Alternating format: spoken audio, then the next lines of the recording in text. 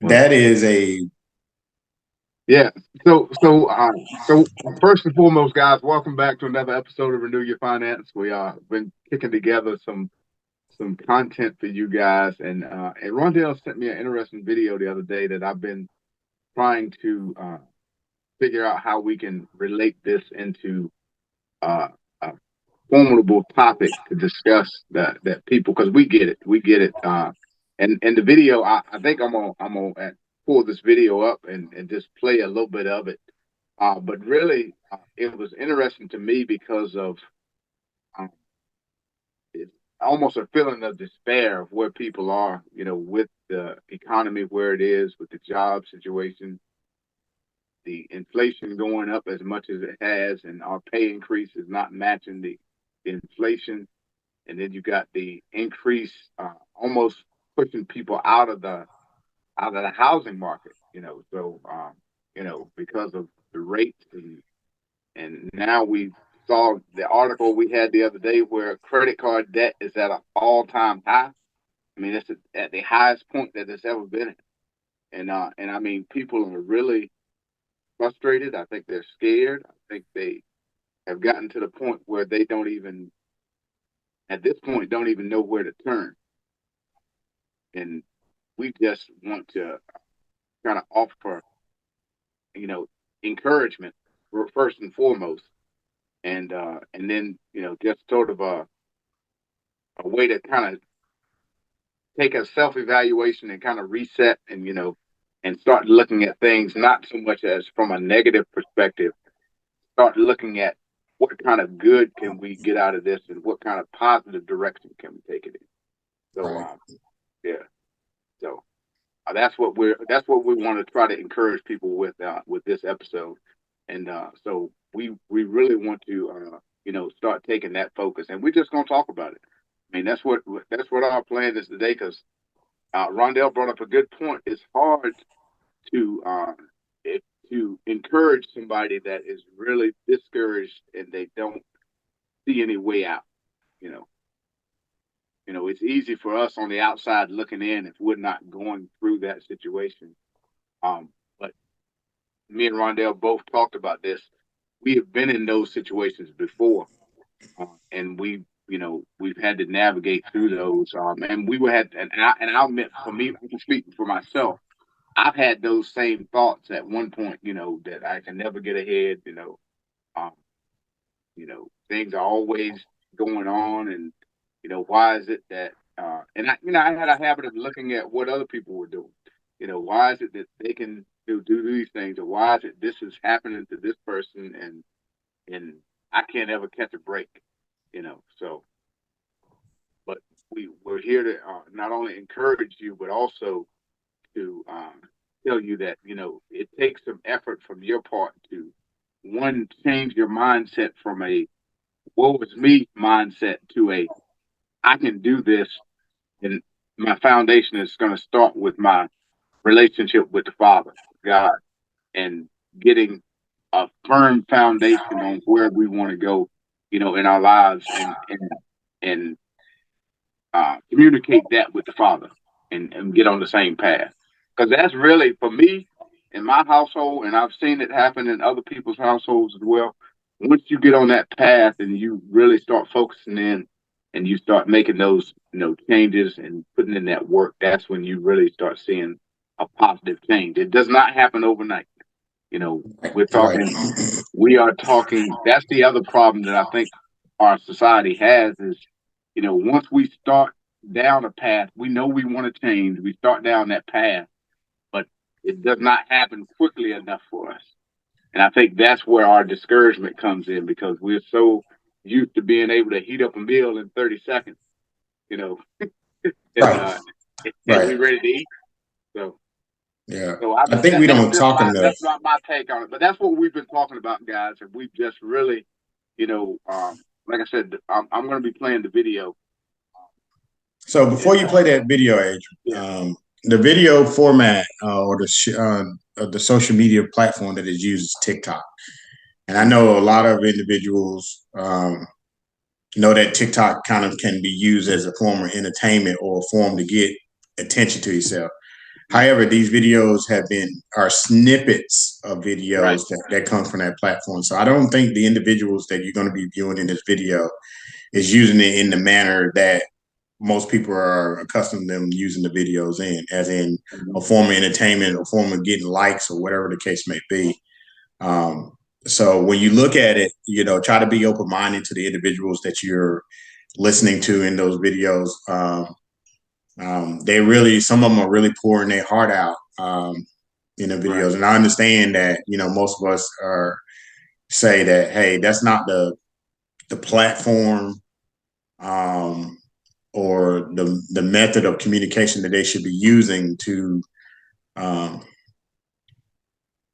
pour out their heart on a situation that is impacting them at this particular time. But that's where we're at in today's society. A lot of people turn to a lot of what I call video therapy, so to speak, Mm-hmm. where they put their information out there for others to see, not necessarily to judge, although we know that's going to come. People are going to naturally judge things that they see and or don't understand.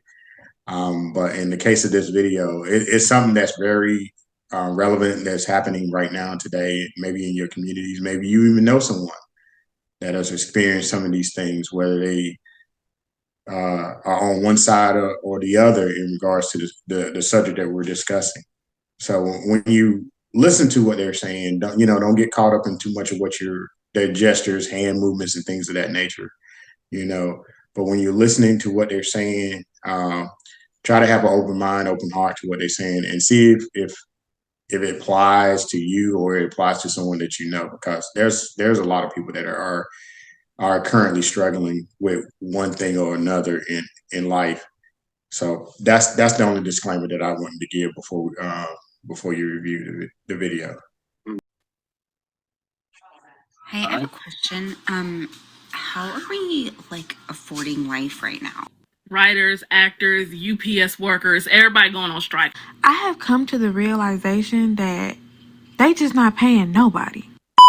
That is literally because nobody is getting paid enough to care. Come here. At this point, we're tired of living through historical events like every other week, right? Rent too high, groceries too expensive, gas way too pricey, right? It is like the fourth day in a row where it's been 110 degrees. I get up every morning at 4:30. I let my dog out, feed him, get him situated, play with him for a little bit. 5 o'clock, I start getting ready for work. Get ready for work. I'm out the door by 6. Sometimes I stop for breakfast. Sometimes I don't because I make it at home. I get here. My shift starts at 7 in the morning. I work from 7 to 4. Leave for the day. Take me about 45 minutes to an hour to get home because of traffic. I do this every day for 5 days a week just to get a damn paycheck that leaves as soon as it hits my account. All this to say, I got a job. Don't get me wrong. My dude, he works. Sometimes 12-hour days. He come home, he hurting, he sore, he tired. I'm hurting. I'm mentally tired from dealing with people all damn day and their attitudes. Y'all, I am stressed the out. And what's crazy is that this paycheck barely even helps. Barely. I shouldn't have to feel guilty because I want a new pair of scrubs. Or me and my dude want to go out for a nice dinner because we deserve it because we work hard. I don't drive $100,000 car. I drive a regular ass fucking Jeep.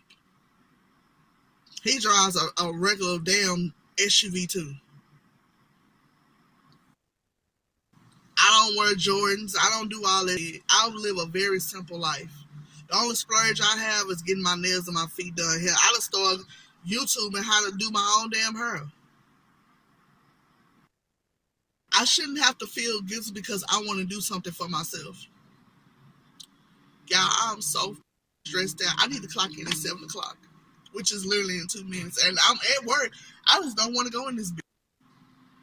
Like, I'm sick of coming here out for me to get a paycheck that barely even, it barely even helps. It seems like the only motherfuckers that's happy is the damn crackheads and the millionaires and millionaires. The working class people stressed the y'all. I'm stressed the fuck up. Like, at this point, like, what's the point? Just to say that I got a damn job? So how much more is going to have to happen for all of us to decide collectively to just start striking? Like, what else is going to have to happen before we all get together and decide we not taking it no more? Because I'm waiting for everybody to decide to quit their jobs. They can't punish all of us. They're going to have to do something. If we all just stop working, we all stop paying rent, they can't put everybody out. So when is enough enough? Tell me. Because I've been ready to quit. I've been ready to quit, okay? I'm ready whenever y'all are. The current state of the world, it can't be sustained like this for too much longer. It's not possible. The rioting, the striking, the hottest summer ever, the sea animals are revolting, the aliens, it's the series finale, guys. It's about to be done anyways. We might as well go out with a bang and quit paying all this rent and do some traveling, see some sights that we ain't never seen before. Honestly, I think it's time, guys. I think it's time. Here's the short version. We went to the same Costco in the same town in Southern Oregon and bought all the same stuff as we did 8 years ago, as I did 8 years ago. Back in 2015, this cart of food cost $139.76. That's a lot of food. That's a full shopping cart of food. It's all mostly healthy, because that's how I used to eat 8 years ago. And in 2023, at roughly the same time of year, summertime, this cart of food costs $171.26. Jason, my buddy, Jason, he just did the math on that, and that's... Yep, tried to do it here. Tell us, what was it? It was about 23%. 23% food increase. Yeah. Is that a lot? Is that significant? I think it's pretty significant. I didn't get a 23% increase in pay. I don't need to raise my prices. In the last 8 years? Yeah. No. I am so tired of feeling helpless as a parent. Yes, my kids are grown adults. My oldest is 28, my youngest is 25. And I thought by teaching them what I learned, which is you work hard, you get a good job, you're going to get the things in life that you need, right? Worked for me, why wouldn't it work for them? Because it doesn't. Because the world has fucking changed, all right? And now I feel like I see them struggling. And before my generation comes at me, yes, I understand struggling is a part of life. We all struggled. But there's a difference between struggling and drowning, all right? So we struggled and it was tough. But you know what? We made it. We knew there was a light at the end of the tunnel with our struggle. It seems like kids today, no matter how much they struggle, they just get further and further down the water into the drowning point, all right? When I was their age, I was making less than $10 an hour. And I can afford to live on my own. Now you have to be making six-figure salary to get a decent, tiny little place to live. So what the fuck is going on and how do we help them as parents? I told my son, all you have to do is work hard, go to college or join the military like I did. He went to college, got his degree, got a full-time job. He moved back in with me right when he graduated from college because he said, hey, Mom, as soon as I get a job, which was within 2 weeks of him getting out of college, maybe take me 2 months and I'll save up enough money for me to move out. Okay, cool. It's been 10 months. He has saved almost every dime and still can't afford to live. Why are one-bedroom studio apartments almost $2,000 a month? Why? Like, I just don't get it. So I don't even think that there's even classes anymore. There used to be, upper class, middle class, lower class. It's literally turning into the ultra wealthy and then everybody else is just poor. Like, that's what is happening. And then I told him, hey, when you turn 25, at least your car insurance will go down. Hell no, he turned 25 and his car insurance went up $150. I tell him, if you need health insurance, get a good job. He has health insurance. He has had a medical emergency this week. Had to go to emergency room twice. He had to go to the emergency room because he couldn't get anybody to see him with the health insurance that he had. Right? So he had to go to an emergency room. Now he's out money for that too. It seems like you can never get ahead. And then my daughter, I told her all you have to do because she wanted to buy her own house. My daughter worked 6 days a week, 12 hours a day to save up enough for this down payment. Finally got this house. She's paid double what I'm paying for my mortgage, but her loan was the same amount. And then her mortgage company, after she's already moved in, said, oh, by the way, we forgot to tell you that you need this type of coverage, which we forgot at the beginning. That's an extra $200 you've been paying a month. And all they see when they come home is they watch social media, kids their age on lavish vacations with all this money and nothing to do, all these social media influencers, because we value those types of things over hard workers. We will pay them $10,000, but you work 40 hours a week, you can't afford it. Hi, I'm a disillusioned millennial who grew up believing in the American dream only to have it stolen from me by inflation. I thought I would have a house at this stage of my life. Instead, I'm watching memes about how the government discovered aliens. To be honest with you, I don't even care.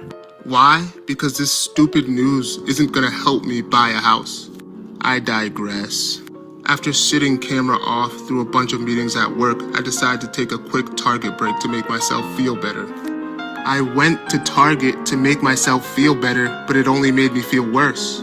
Why? Because I ended up spending $70 on toothpaste, mouthwash, eggs, and leave-in conditioner. Just another reminder of why I can't buy a house. I decide to end the day binge watching Succession to disassociate from my miserable life. And forget the fact that I still owe Biden my student loans.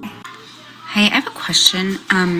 How are we affording life right now? So for reference, I'm in my mid-30s. I'm a millennial. I have 3 young kids. Both my husband and I have full-time jobs. So I'm a night shift nurse. I work full-time and I work overtime. I've gotten pretty used to that. I work incentivized shifts when my hours are getting cut at work because they don't need all the extra anymore. And so we're going through our budget because it's been quite tight. My husband also has a very decent paying job, makes almost as much as I do on the hour, not quite, but almost. And we're not gonna, without me working overtime or working extra, with me just working my normal hours, we're not sure that we're going to be able to make it.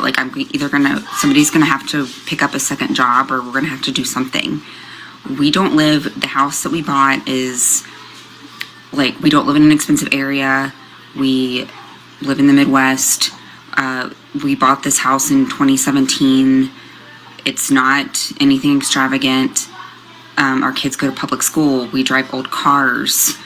We don't have student loans. We don't have excessive debt. How are we doing this right now? How are we, our grocery bill is insane and we don't even buy, we just buy to get us through week to week. Not even crazy stuff. What? How are you guys doing this? How are we doing it? Because I'm not going to be able to. And I know how much I make, and I know how much my husband makes. And I used to think that was really, really good money. So how are people surviving on less than what we're making?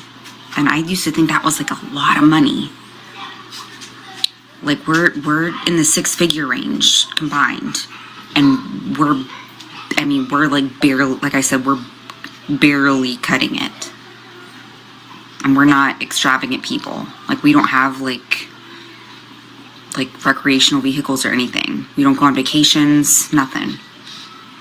How are you doing that? How did I looked at it again? Yeah. And I had a chance to dissect a lot of that. The preponderance of that video is bullcrap. Right. So but that also leads me to say that it's the mindset that some of the newer generation has. Some of that is I don't like the situation I'm in, and I feel I shouldn't have to pay back these student loans. So I think the rent is too high. So we're just not gonna pay our bills. Right. And I talked to, and when I talked to, I had a discussion with my wife the other day, and we had a situation where somebody she knew was going through that, younger person. And what happened was this person had gotten put out of their apartment. They got put out of their apartment. And they were behind on the rent. They were behind on the stuff. So when we finally got all the details together, the person said that they had the money for the rent, but they had spent so much time always having to pay rent that they just decided they weren't going to pay it. They wanted to use that money to do something else. So I'm like, they were like, that's all I do is work and pay bills. So, I just wanted to do something for myself. So I just stopped, stop paying the bill. And then, you see the outcome of that. So I'm like, but that, from looking at this video, I now understand that that's what some of these folks are getting to. Like, they're just tired of paying bills, and they're looking at these things on social media. These people are going, like the people said, they're going on vacations, they're doing all this other stuff, and they're like, all I do is work and go home, work and go home. I don't go on vacations, I don't do this. So, and they're like, I'm just not going to do it. I'm just not going to pay the student loan. I'm not going to pay the bill, but then you got the fallout from that. So, the problem that I had with some of the narrative in this video is that the result of not doing your responsibility, that's all it is. You take care of your responsibility that you created. True. Your answer to that is quit your job, let's all revolt and start traveling.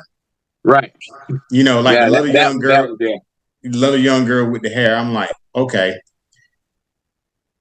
That is the dumbest thing that and I'm not, if I'd have saw her, I'm like, you know what, that's dumb as rocks, what you just said.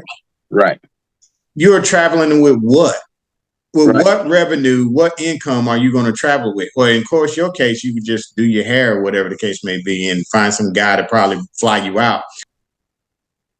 A lot of them I do understand. Some of them fail to devote. That's why I don't like social media a lot, because social media, that people would like to keep things covert and won't let you know or be as transparent as possible to let you know the full tale of the story. The young lady that says her and her husband, they got 3 kids, they make 6 figures. If she makes over 6 figures, the household, she's above the median average in America. Right. You see what I'm saying? She's above that median average. Now, that number may be dated by a couple of years, I'm assuming, based upon the inflation. So what else are you doing that you say, how are people surviving? So when she started talking, that's the first thing that caught in my mind. She's not saying what she makes. She's not saying what she makes. Also, her house that she currently live in is not the inflationary cost of housing that we're currently experiencing now. So 2017 to say when they purchased their home, pre-COVID, post-COVID, we're in this inflationary market. So I'm seeing that. The guy that went to, I'm depressed, so I'm gonna go spend money. And he goes spend money, and if you look at his bag closely, those some high dollar items, hair care products that's in that bag. Right. And then you buy your eggs from Target. Right. Who even go grocery shopping in Target? Target is just one scale above Walmart when it comes down to grocery items. You know what I mean? It's lower than Wegmans, it's lower than the Whole Foods, but it ain't Target, it ain't Walmart. Right. The only guy that had a legitimate claim that I got out of that whole video, 2 people that I got out of that whole video, is the guy with the Costco cart. 23% increase in the same items that he purchased in 2015 is a 23% in purchase cost.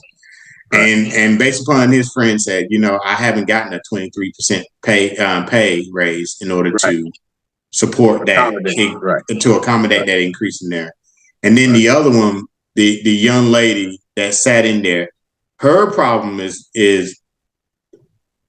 she's stressed out, but she didn't articulate what are the actual things that are stressing her out specifically in her home, that makes her pay that she's saying that is not really worth it, because as soon as it hit her account, it's gone.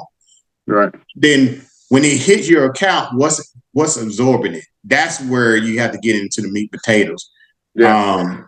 I understand the stress because I've been there. I've been there with my paycheck when I was in the military. 1st and the 15th happens every time.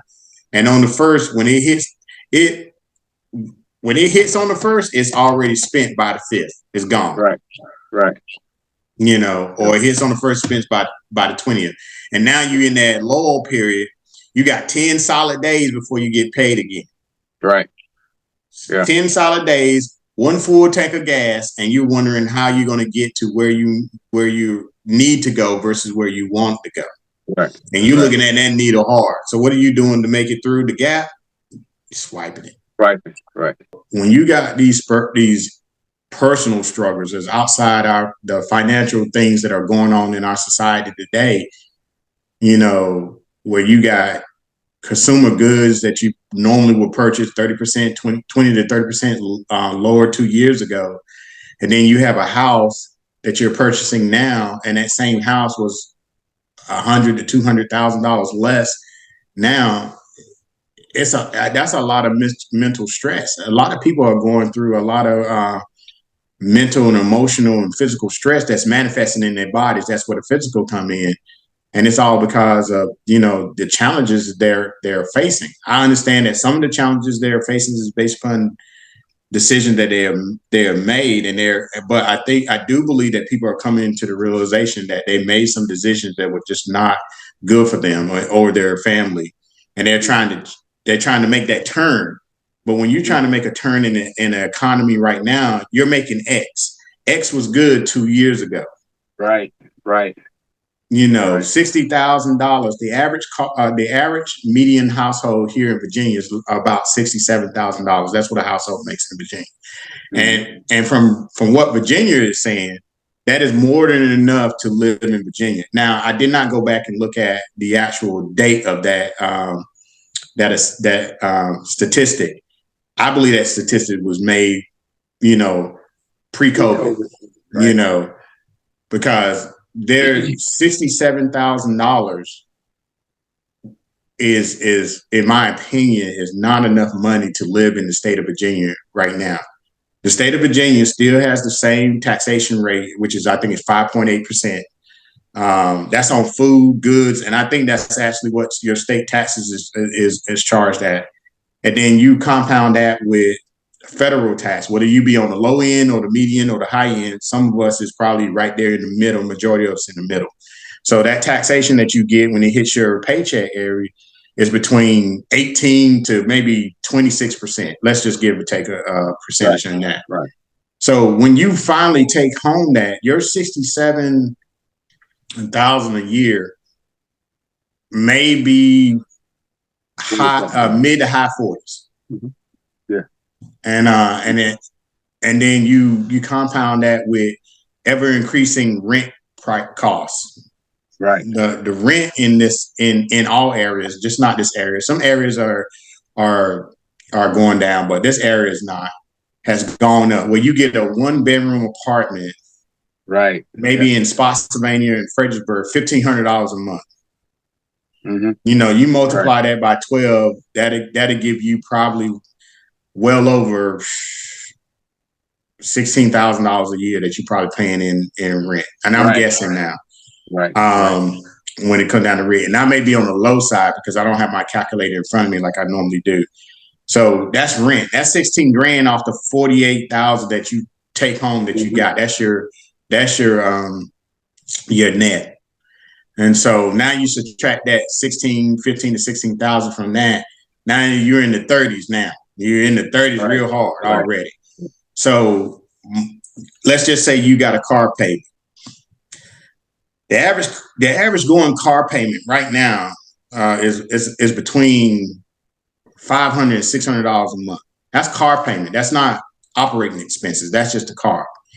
Most people can be on the conservative side depending on what they got, but I guarantee you, maybe $450 is probably $400 to $450 is probably the lowest car payment on average that's going right now. Mm-hmm. So just to keep it conservative, let's just say you got a $400 car payment. You just spent $16,000 on housing. That's just housing. That's not electricity, things that need to cool and heat the home or the apartment or wherever you're living. Now you got a vehicle that you're paying for, which is $400 a month. You're going to be spending approximately $4,800 a year just on car payment, and that's not insurance. So now you was you're in the 30s now. You know what I mean? So you just spent 16, you're at 32, you put another 4,800, you're in the 20s now, probably 2,800 or so, 27 and some change. But let's just say 2,800, just a round number. Now you got 28,000. Excuse me, 28,000. And you ain't ate yet. No, you haven't ate. You haven't eaten. You haven't paid for any medical insurance that you have. Huh? You ain't put gas in the car? Gas, insurance, and any other expenditures that you may have. These are just main expenditures that we're talking about. So the people that are in that video, they're talking about a lot of things, although they're not itemizing any of the things they're talking about. But me sitting here thinking and listening to and hearing some of them pouring their heart out, I'm starting hearing, how it's adding up. It's tallying up to the point where I see that how people will come to the conclusion that there's no hope or there's no relief in the situation that they're currently in. Although there is relief and there is hope. But they can't see it at this time, because when you're in the midst of the storm and you can't see outside of the storm, then you will naturally go into those places where you're like, I don't see nothing but thunder clouds and rain everywhere I look. Yeah. And so I agree with that. And it's hard because, like you said, when you start breaking down the income that we have coming in and all the expenses that we have going out, and it's easy for some people to say, you just buy what you can afford. But if you don't have a car and you need a car to get back and forth, or you need that's the only viable transportation you get, and the only option you think you have is to finance said car. Go out and get a payment, or because I need to get to work. I need to get to work because I need to make this income. But if I don't finance the car, I have no means of acquiring the car. So I guess it's just hard because I don't know how you can explain that to someone that right now, you said that the average 60% of Americans don't even have $1,000 saved, and that's crazy, to think that we've gotten to that point. Because I was one of those people. I didn't have $1,000 saved at one point in my life. It was, like you said, you had enough for in your early military career. You just had enough for that deductible. $500. So I mean, we've all been there at one point. Where is that change to where we feel like we get that break? Yeah, I think things turn around. I think the one thing that helped me turn my mindset around about it is that although I was in this situation that I was in, I mean, it was a fact. I was, it's who I started being around, if that makes sense. I think that's the key. That's the key. And so I will give credit to at the time, Sergeant Dawson. It was a gentleman that I was working for when I was in the military, and I was in his, working out of his office. And Sergeant Dawson was a very, before, this is probably pre-Dave or any of Susan Oddman or whatever the case may be, African-American gentleman, but he was very conservative. He was a conservative guy. And the best thing that I learned from him in his conservativeness is that, Sergeant Dawson was not eating out when we're young airmen, don't make a lot of money, but we will always go to the club to eat out, get the fish and the wings and all that stuff. And so we'll find ourselves, we were spending about $5 a day at the time, while Sergeant Dawson would take the sandwich out of his lunch pail and eat what he had already spent money on, which was groceries. And so I think I was sitting there one day working on something, and he was asking me, "Hey, where are you going to lunch today?" And I was like, "Oh yeah, I'm just going to go over to the club and get some wings and some fries or whatever the case." And he was like, I noticed you eat out every day. Can you afford to eat out every day? I said, it's only, so I used the terminology that we most use. Yeah, It's only $5. $5. And It's only $4. That ain't gonna make a 5.25. difference. No tax because we're on base. So it's 5.25 is going to get you 6 wings and some fries, And it's and he's like, yeah, you're right. It's only $5.25 today. What about tomorrow? How much is going to cost tomorrow? The price is not going to change, not for them. The price would never change for them. The price has changed for you. $5.25 today is going to be $10.50 tomorrow. It's going to be $15.75 on Wednesday. It's going to be $21 on Thursday, and then it's going to be $26.25 on Friday if you go, and then multiply that by 4. Because you guys are hanging out, going there. So I literally was spending over $100 a month just going to the club. Right. How much did and then he like, how much your grocery bill was, when you went every 2 weeks? About $100 and some odd dollars. So you just bought grocery twice in one, at least 3 times this month from going to the club and your biweekly expenditures on getting grocery. So that's where I had, and Stephanie would tell you, I had this red and white lunch pail for like 15 plus years after that conversation. This little cooler that I will carry every day. And everybody knew me. That cooler was synonymous. If I was coming into work, I had that red and white cooler, and I just started carrying my lunch. And that's how I started getting into the habit of carrying my lunches. But it was the person, I was afforded the opportunity to be around someone who thought different than I did, but prior to that, you were hanging around people that went out to lunch with you, so it felt normal. Yeah, so, I still hung with them. I just didn't go out to lunch with them anymore. Right. But what I'm saying was, prior to him saying something to you about eating out, the group of people you were hanging out with all went out to lunch. That was y'all thing. So that was it felt normal. It felt normal. So, like for me, really, my situation didn't really start changing until I started hanging out with the circle of people that I hung out with. When I started hanging out and started talking to people that had that different mind, like you said, that sergeant that you talked to that had the different mindset and asked you the question, have you ever really, thought about, how much you're spending eating out, and he asked the question of, can you afford it? And that almost is a double-edged sword when somebody asks you that question. Most of us, when I say, how do you take when somebody asks you that question? Most of us, if somebody asks you, can you afford that? The first offense is we take offense to it. What do you mean, can I afford it? Yeah, I can afford this. And even if you can't afford it, you ain't going to let them know that you can't afford it.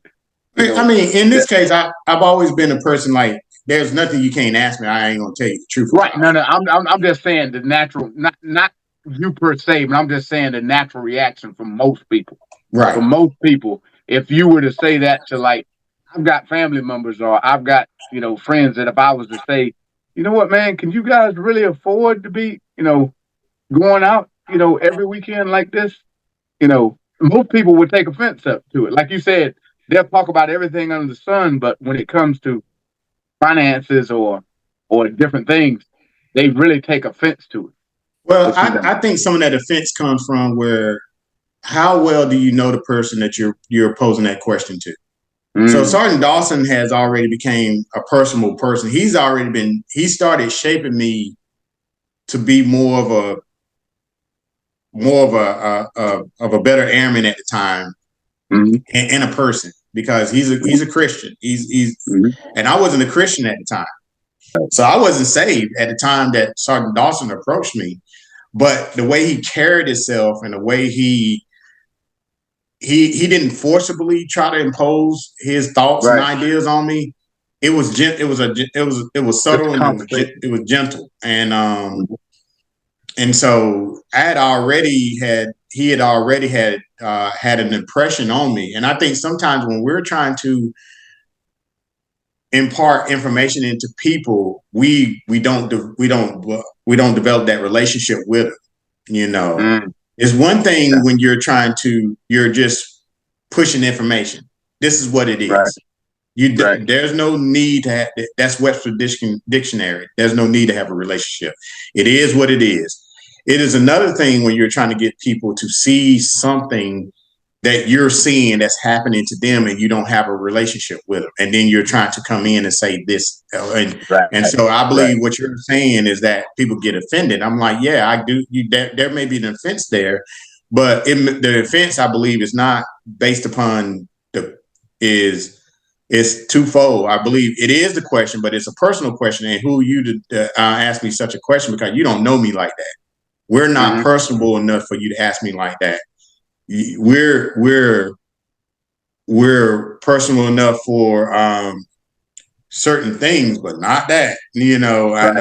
And where we started talking about family, marriage, and stuff like that. We have had that because it's in an office space. We have to work in that space together. We have to work a number of projects together while we're in that space. So during the time that we had been around each other, other personal conversations that came into that would made our relationship where he felt comfortable enough based upon, you know, other conversations that we had to ask me that question. And I was open enough because I knew what he was asking me was for the betterment of me, not the betterment of him showing his knowledge or trying to take something from me, if we want to call it my pride or my dignity or whatever the case may be. So, and I believe that is how I was able to be immediately receptive to what he was saying and make the change even quicker because he had his best interest for me in mind, you know, and that's the key.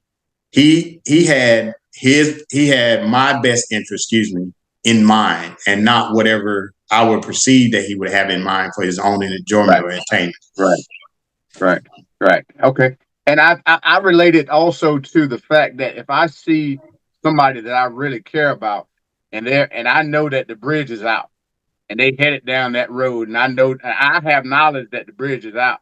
Yeah. And I want to warn them, hey, the bridge, you know, don't go that way because the bridge is out. You know, I'm warning you, but me sitting there knowing the bridge is out and I'm sitting there watching them and I don't say anything, I think that's on me.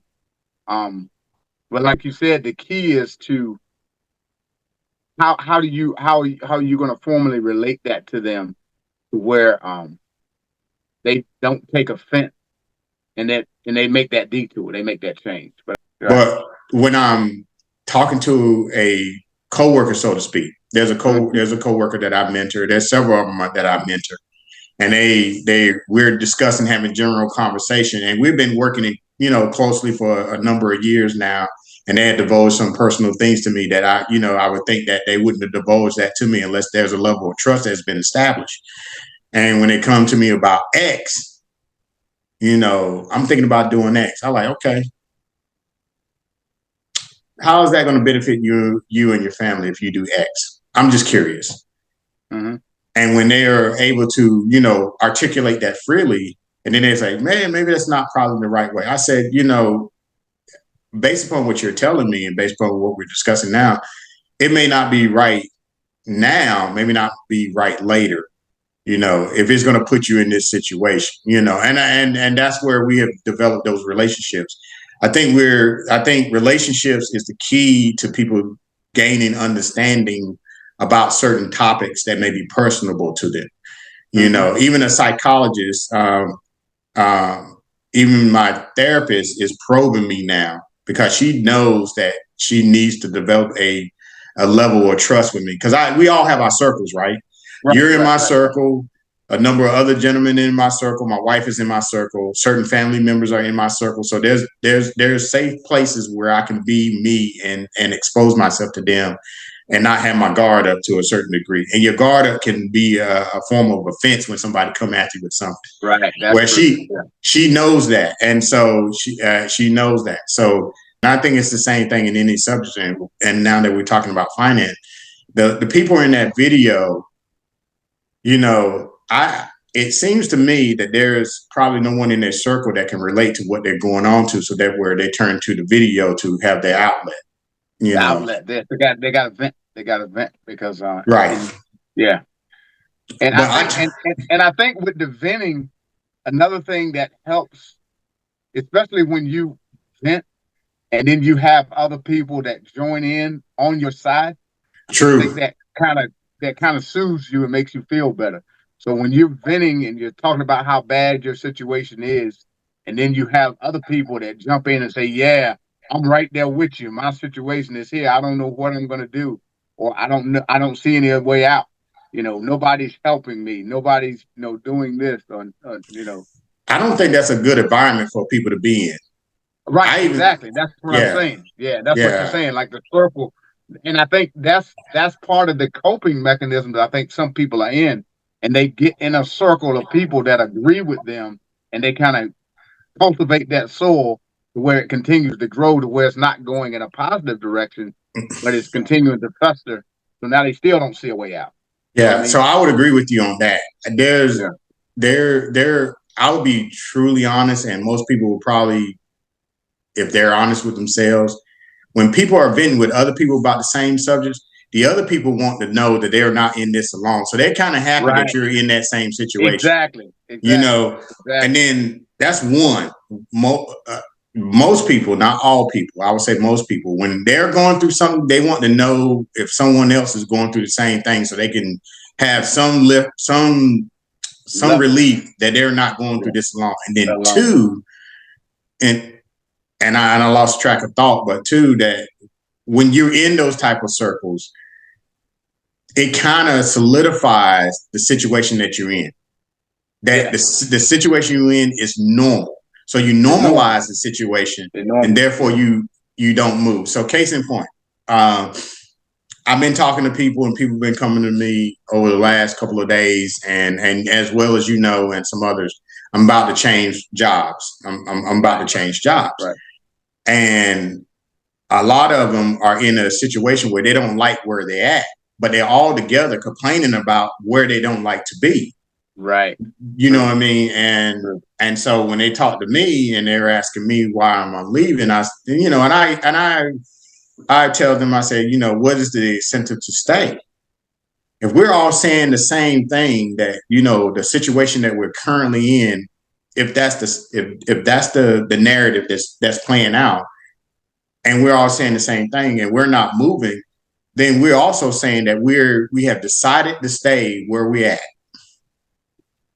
We accepted the situation for what it is because we're not making any deliberate steps to change that situation. And then you're also saying that you're putting on another individual to change your situation because you think that's the right thing to do, but that person has the right to make the decision from their standpoint, whatever that decision is. Like you have the right to make the decision from your standpoint for whatever that decision is. And your decision should be, in my opinion, like I expressed to them, my decision is that the situation that is currently playing out or we're in, and the narrative that's running in that situation is not beneficial to where me and my family wants to go. Right. And so in order for me to get to the place where me and my wife wants to ultimately be, I have to make a decision that's different than the current situation that I'm in. And so I choose to leave. I'm not leaving out of malice. I'm not leaving out of spite or angry at nobody. I'm not walking out, on those terms. But I am leaving because it's the current situation I'm in is not beneficial to the future that we're trying to walk towards. But when you choose to stay there and just talk about the situation, you're also telling me, this is just me. You only want to talk about it, but you don't want to take any deliberate steps outside that conversation. Right. You have truly accepted it where you're at, and that's okay if that's where you want to be. But you can't say you don't want to be where you're at and not make any changes to go from where you're currently at. Right. You're convincing me you're totally you have normalized the situation. You're totally comfortable in it. You're not 100% comfortable, but you're comfortable enough not to make a change. Not to make a So, change. so therefore, there lies the problem. The problem is the problem, but the way you're handling it, you're fine with the way you handle it. Okay. And from what I can tell, and for me personally, what really changed from me was when I made a decision to set a target. Like right now, if you don't have any kind of target that you're working towards or goal, you're not gonna be working towards anything.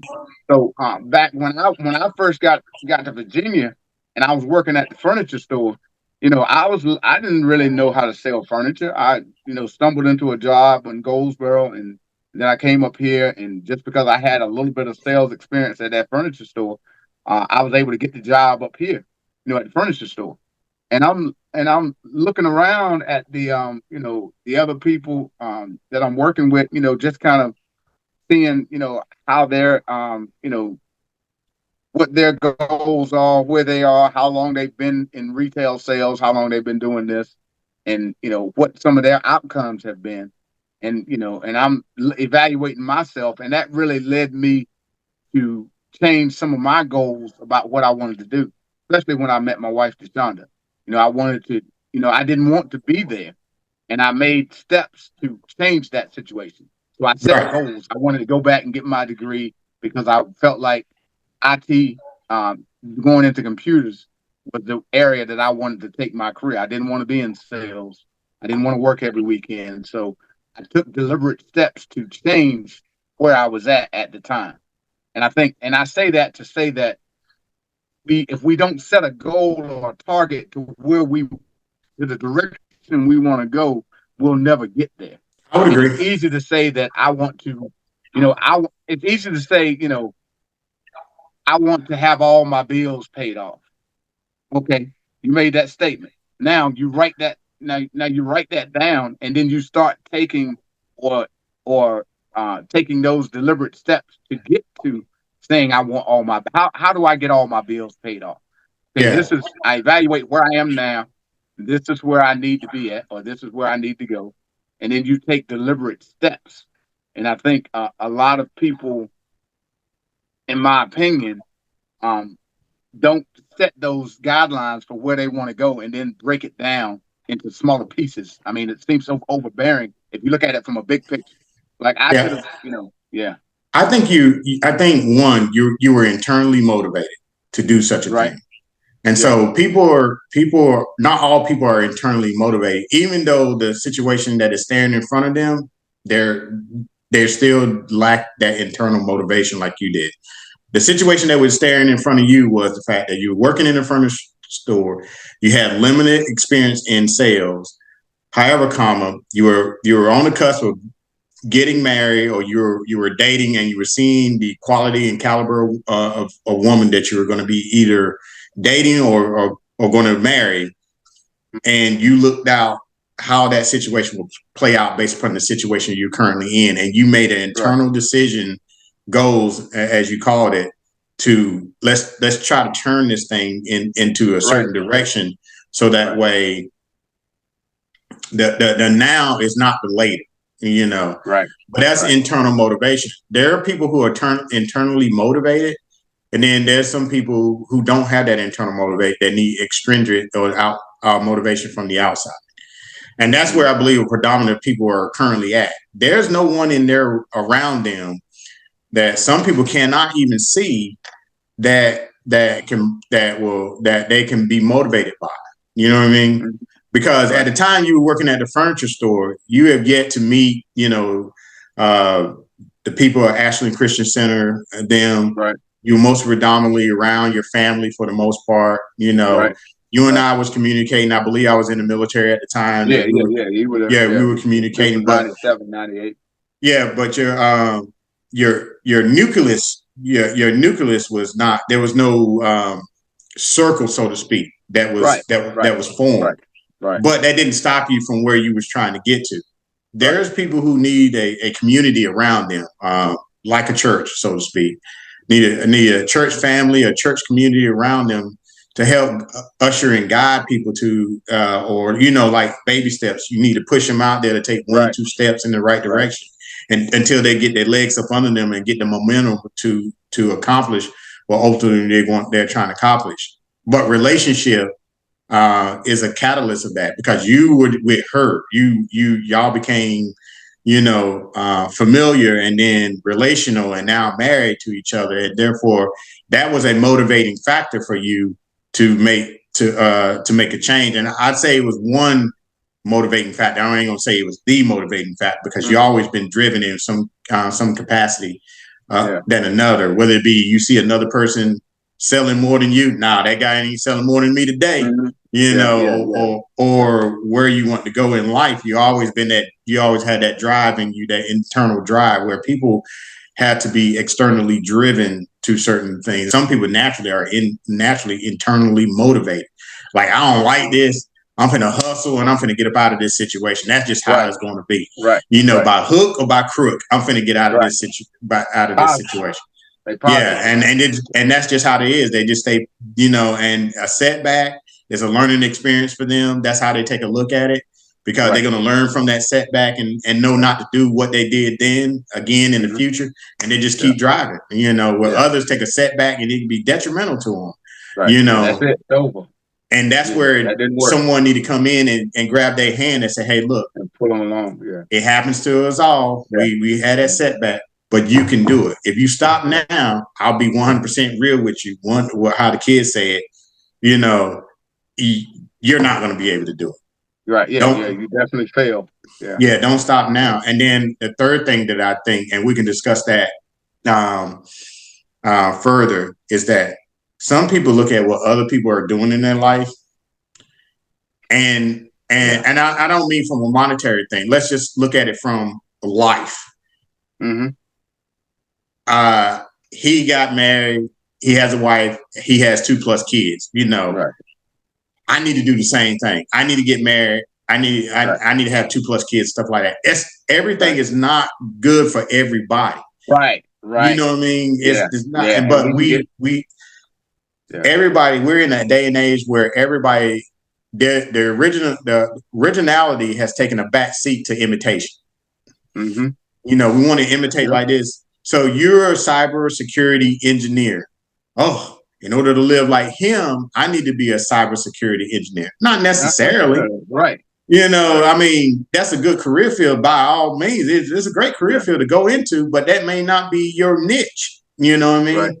Your niche may be X, whatever X is. Right. And since you want to, but since you're looking at him or her and thinking that, oh, if I can just be like them, no, you need to be who God made you to be. Right. That's where you're going to see your true value and wealth, in who God made you to be. God made you to be, like Stephanie, my wife, is truly an educator through and through, by far. And wealth is not necessarily made up of dollars and cents. Wealth is made up of, are you wealthy in life and lifestyle and money? Doing your purpose. Yeah, money can accentuate that, you know, when you've been a great steward and doing it properly. But if Stephanie did what someone else's did, she'd be totally miserable. She'd be miserable. You know, the enjoyment of her being around kids, like yesterday, the 60-second, you know, dance, what she did with the kindergartners yesterday, just to give them a break from of the educational lesson. She enjoyed that, you know, so that is her thing. But most people are caught up as like, you know what, you know, if I want to have a certain type of life, I need to be doing this. There's been millionaires that are miserable. There are millionaires that commit suicide every day. Every day. So being financially literate is one of the things that I think a lot of everyone should strive for, because you need to be financially literate. 2, you don't need to be financially enslaved. What I mean is be very indebted to anything or anyone or anybody. But in 3, finance should not be your God. And that should be actually first. Finance doesn't need to be your God. It's a tool that God gives us in order to live live a certain life on this planet for his purpose. But most time we're looking at this person over here and we fail to look at where we at right here. I need to be right here, not over here looking at them and saying, well, I need to emulate what they do. Now, if you have a passion to do what they're doing, if I had the aptitude and the drive to be a cybersecurity engineer, then I'm going to seek out a mentor like you mentor that young man that's down in Alabama right now. Yeah. So that's where I'm going to do. If I'm going to be a pastor, then I will go seek out a pastor that actually pastoring a church and the church is flourishing and you see those things that's going on. If I want to be a leader, then I'm going to put myself in position to be amongst leaders who are successful, or I'm going to be reading leadership stuff or listening to leadership podcasts and those things. But I'm not going to be a cook and listen to a gas station attendant about how to pump gas, and my desire is to be a cook, or whatever. We have to get out of the notion that I'm comparing myself to that person. Or so it's twofold. It's not just on one person. It's on both bodies. Hey, look, I need to stop looking at that. I need to stop thinking that if I'm like them, things will be better, because that's not necessarily true, or it may be the case. And then second, we need to make sure that if we have gotten to a place, we haven't gotten so far to a place that where we can't come down from the clouds and still understand what's going on here on Earth. Right. Yeah. I agree with you. Well, man, I think this discussion what needed to happen. Like I said, when we watched that video, it really sunk into me. Some of the things that people going through and how much harder it's gotten from when we were at those levels and we were struggling. And it's not that long ago that I was in that same rat race. 4 years ago, 4 or 5 years ago. Now we're running on 5 years now, and it's just a matter of drawing that line in the sand, making a decision that moving forward, I don't want to continue the road that I'm on. So let me seek out. The Bible says, seek and ye will find, ask and you shall receive. So what are we seeking and what are we asking? That's what we have to look at from our standpoint. That's a good statement. And then we have to ask God to provide those people to get us in the direction. Once you figure out what that direction is, you got to, ask God to be around that circle, because like you said previously, my situation didn't change until I started getting in a circle of people that were in line with the goals that I set for myself. Like, I didn't go into cybersecurity just on a whim. I had to go to, this was a 20-year journey, man. 10 years to get into cybersecurity. Before I actually even got into cybersecurity, I didn't even know about cybersecurity. I was, had one programming path is where I thought I was going to start. And then that led to a help desk position. And then it grew. So I didn't start. I started like that. When they made that song, Started from the Bottom, Now We're Here. You start, at the bottom. It's very rare that you start at the top. And I think a lot of people get discouraged because it takes time. But the Bible says this stuff is done over time. It's not an overnight thing. Yeah, it's progression. So I think your goals to be set based off of you evaluating yourself on where you were last year or where you were yesterday. You can only compare yourself to your life. And I think you'll see that you are a lot better off than where you were, when you started. At least right. A hungry mouth that's closed doesn't get fed. Yeah, that's true.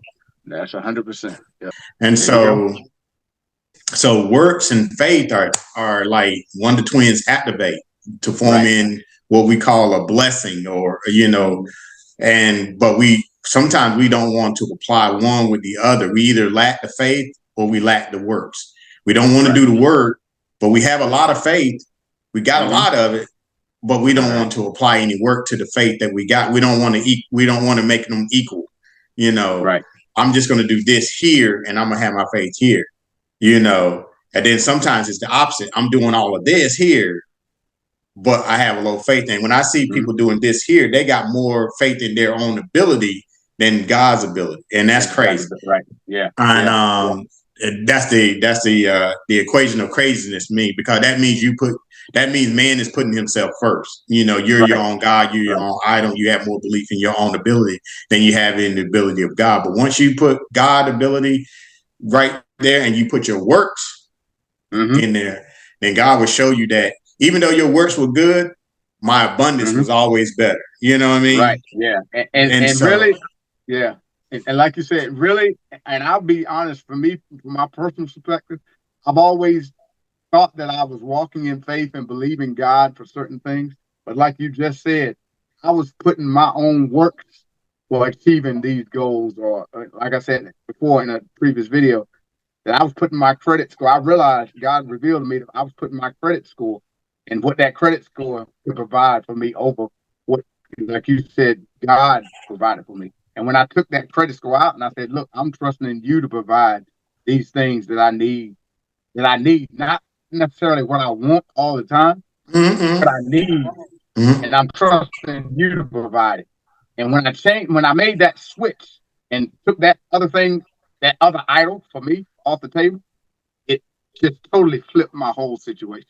Amen. Like you said, it just totally flipped everything. Yeah, but you still kept doing your works, though. Yeah, I still kept doing the works. But it didn't have an idol with it, though. But I didn't have an idol with it, and that's really when everything changed. And right now, man, like me and you were talking the other day, we can't turn it off. It's just flowing. Like, we got so many things going on right now that I can't even explain. I couldn't even begin to explain. I know I can't explain it. Like we said, I just want to shout it from the rooftops. But like you said, there's a lot of times that, Jesus, bless people and heal people. He told them not to say anything about it.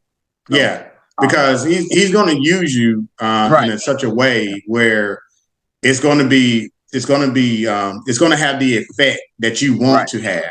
But your shout may be just limited. But the effect that he wants to have will be long lasting and going forward. Like a pebble, if you throw it in the water, the ripple effect of that pebble will start at that point and go all the way across all the way across the pond. And the reason why I say that is that I do believe that the position that he has blessed me with, and it's truly he blessed me with. It's all him, none of me. It's 100%. But I did have works, and I always had faith. But the things to do in that position, and the men that I'm gonna, and the other people who I've yet to be exposed to, but the men that I've already been exposed to, I could see how he's going to use me to be beneficial to them. And that's the key, is him using me for his purpose, which ultimately whatever the remnants of that is going to be more than enough that I can ask for. You know what I mean? So it's no question about whether he's taking care of me. And I know a lot of people get into that, and I know we kind of changed the narrative to a degree, but it's all God in the first place. Right. It's all God. And that's how it is. So, going back to the video, sometimes we get so caught up in the situation where we don't ask ourselves, or ask God in this case, how can you use me in the situation that I'm currently in? Right. We tell ourselves that we're unable to be used. Well, he used Paul. Right. Yeah. You got it. Yeah. He used a number of people in the Bible that most people wouldn't think that that's something that God would have used for his purpose. Right. And then look at the benefits that they have received for being used by God. And it's just, we're looking at the thing that is currently happening, and I can, I'm with you. It is happening. It's facts. That is happening. Rent is going up, no doubt. Housing, they're almost to the point where you're priced out of even getting a home loan. But what they didn't have that we have right now, we have a lot of technology that we can lean on to get some understanding. Yeah, that's true. And that's what we have right now that we didn't have back then. This little device that is more powerful than some computers that we have in our home can give you access to a wealth of knowledge immediately. And we use it for certain things that is unbeneficial to us in the situation that we're in. and we need to start using it better. So we need to get back to some of those things that we stopped doing in yesteryear and start doing them in this year. I agree. All right. Well, I think that has it, man. So I think this has been a great discussion. I hopefully, for the folks that are watching this, we hope that this, if you are discouraged, we hope that this is some encouragement for you and gives you some things to think about, some actions that you can formulate for yourself that'll help you get to the targets that you want to get. But first and foremost, you have to set those targets and goals for where you want to be at. So with that being said, guys, thank you for watching another episode of Renew Your Finance. We are glad to have you. Like I said, please like and subscribe to the videos. Please look at some of the previous videos where we talk about budgeting, we talk about financing, we talk about different things that are meant to be a blessing to you and help you on your journey. So with that being said, we'll see you guys next time and have a great evening. And we'll see you again. Be blessed, everyone. All right.